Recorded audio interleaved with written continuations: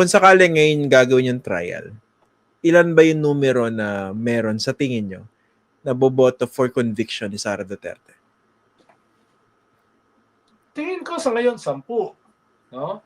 Tapos hindi, baka less pa. Parang baka yung same number nung kay Corona, mga 9-8 nung nagsimula. Yung sigurado mong boboto sa conviction. Tapos eventually naging 20. Which means na may mga 10 ka na negotiable. No, negotiable. Sinabi ko negotiable hindi I chose my words well. No? Okay. Meron bang yan, Father, yung kunwari ako senador, no? Kunwari sa tingin ko pinrofile nyo ako na boboto na for impeachment or for conviction. Kumbaga magpapayami muna ako. Magpa-public pronouncement muna ako na kunwari in favor of Sara Duterte. Pero nagpapayami lang ako para makapag-negotiate sa akin yung Malacanang at may makuha ko. Nangyayari yan, di ba? Medyo mahirap nang sagutin yan kahit alam ko yung sagot. Hypothetical naman lahat to. Hindi ko naman sinasabing ginawa yan ni Toot noong 2012 Medyo pipindutin mo na yung resulta ng iyong profiling. No? Pipindutin mo na yun. No? Yung weakness na. Posible. No? Negosasyon kasi anything goes no? Kanyan, lambingan, no? Medyo minsan taasan ng boses, no? Kanyan proseso yan no? Kumbaga, for lack of a better term, ligawan yan no? Ligawan yan. So, ang term of preference mo, hindi yung sarili mo. Ang term of preference mo, yung nililigawan mo. No? Yung nililigawan mo. Gusto ba niya ng bulaklak? O mas gusto niya kalachuchi? No? Ayaw niya ng rosas? No? Ano bang putahe ang gusto niya? Adobo? O ginataan? No? So, yun yung kanyang profiling mo. Para kanyang liligaw. Diba? Tapos, tapos pag nagpapakipot, kunyari tatayo ka, uuwi ka na, tapos hintayin mong tawagin ka uli. Diba? Siya naman yung humabol. Oo. Diba? So, marami yan maraming mga technique, tactics para sa negosasyon at saka ligawan. No? Ginamit ko lang yung ligawan dahil wala akong magamit na term na malapit-lapit. No? Hindi ko naman sinasabi na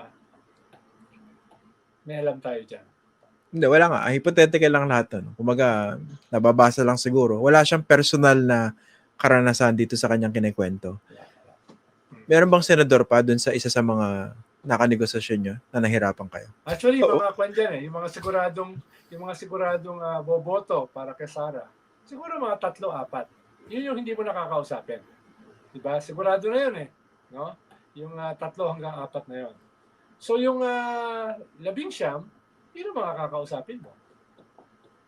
Yun ang mga liligawan mo. Sabi niyo may sigurado na mga 9 Ganun. Kasi may isa ako naisip na bendable pero nagpapayami Tingin ko mas marami sa isa yung nagpapayami. Meron, no? Tama, no? Parang pareho tayo iniisip Ayoko na sabihin kung dati nyo kakampi. Baka magkaanohan pa tayo dito Hindi ko sinasabing dati nyo kakampi. Basta 4 yung wag mo nakakausapin. Hindi na. Pero mag-uubos ka na ng oras yun. Baka ikwento pa sa labas na, oy, kinausap ako dito. Ganito mga sinasabi, ganito mga ino-offer, etc. Huwag mo nakausapin. Okay. Eto, what do you think of the... naman yung ICC kukunin na yung mga yan. Patay, boom. Ang galing yun. Boom. I didn't expect that. Pag-usapan natin yung Father, yung... by the way, meron isang nag-comment dito. Basahin ko lang natuwa ako May binigyan kayo ng bagong pangalan. Okay lang ba sabihin ko? Padre Liamaso. Sorry. parang iba yung hugot nun. Ayan, no? Padre Llamas. Oh. Parang iba yung hugot nun. May galit, Yung mga Oo. yung mga padre kasi dati hindi naman tunay na padre, di ba? Katulad ni Father Yeah. Damaso. Mga kanyan mga ex-convict. Si Mr. Ronald Llamas, talagang father yan. Ay, hindi. Talagang uliran akong ama. Uliran ama, oh. Uliran. Tigil na tayo. Tumigil na tayo. Huwag nyo nang tanongin yung mga, basta ganun. Ganun na yan. Okay na. Huwag nyo akong tanongin, ha? Huwag nyo akong tanongin. Father, pag-usapan natin yung sustansya nung isinampa. Napasadahan niya naman yung di ba? Yung impeachment complaint, no? Oh. Kasi ako meron akong sariling observation doon and binanggit ko rin kanina. Pero syempre, sa ganyan impeachment complaint naman, kumbaga, damihan mo na yung grounds, 'di ba? Dahil i-filter naman 'yan pagdating ng ng proseso diyan sa Justice Committee. Ano ba nakikita niya na pinaka malakas that could convince senators to vote for conviction? Well, magkakaugnay naman yung articles of impeachment, 'di ba? Kaya dapat tignan mo siya not as fragmented articles, kundi isang buo. Yung isang buo kasi ang sinasabi ay dapat hindi, kumbaga, we don't deserve this Vice President. At ito yung mga dahilan why we don't deserve her. At yung proseso na pinasukan natin ngayon ay impeachment. Para kahit anong posisyon, hindi na siya pwedeng tumakbo ulit. Para hindi na siya makadamage sa ating bansa. No?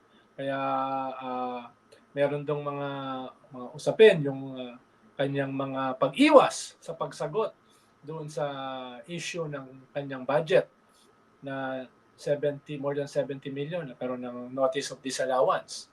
So, isa yung compelling. Dahil yun ay latest na pinag-usapan. So, sariwa pa siya sa isip ng mga nanonood doon sa budget hearing. At doon yun yung naging dahilan doon sa kanyang beast mode na kung ano na mga sinabi niya. Mula doon sa pagpapahukay ng bangkay ng ama ng presidente at pagtapon sa West Philippine Sea, hanggang doon sa ipapapugot yung ulo ng kanyang boss na presidente, hanggang doon sa latest na assassination threat laban sa presidente at saka sa first lady at saka sa speaker. Ibig sabihin, doon ang galing yung beast mode na yan. Doon sa usapin ng kanyang budget na hindi niya maipaliwanag. Hindi niya maipaliwanag kung may tunay ba na piatos.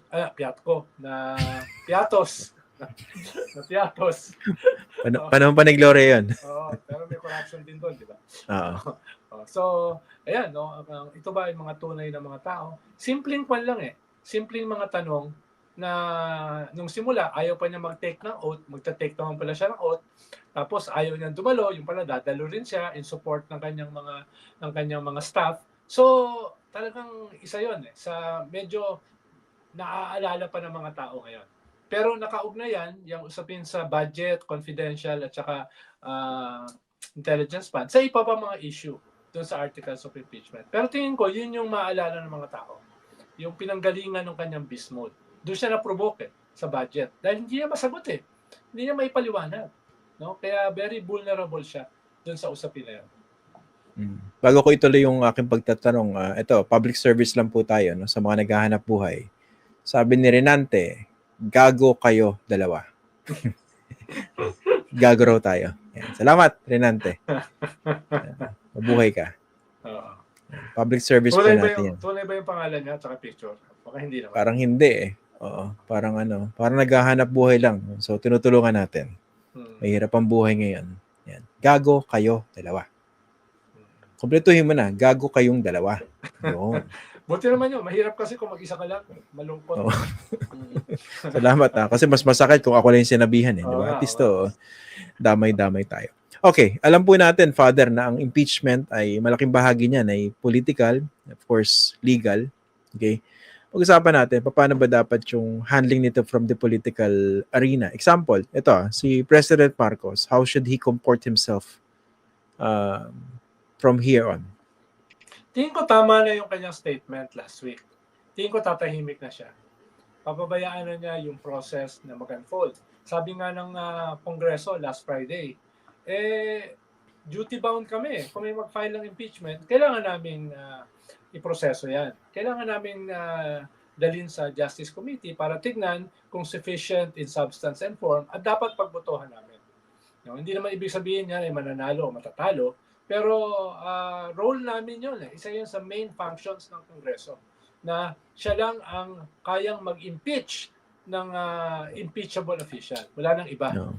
No? So pag sumampa yan, ay kailangan namin harapin. Kaya medyo statement, isang political statement din yon, yung ginawa ng Kongreso last Friday. Ikalawa, yung press con nila kaninang umaga, ang kanila lang naman pahiwatig ay, this will be a colorful week. Di ba? Yun ang naman sinabi nila, this will be a colorful week.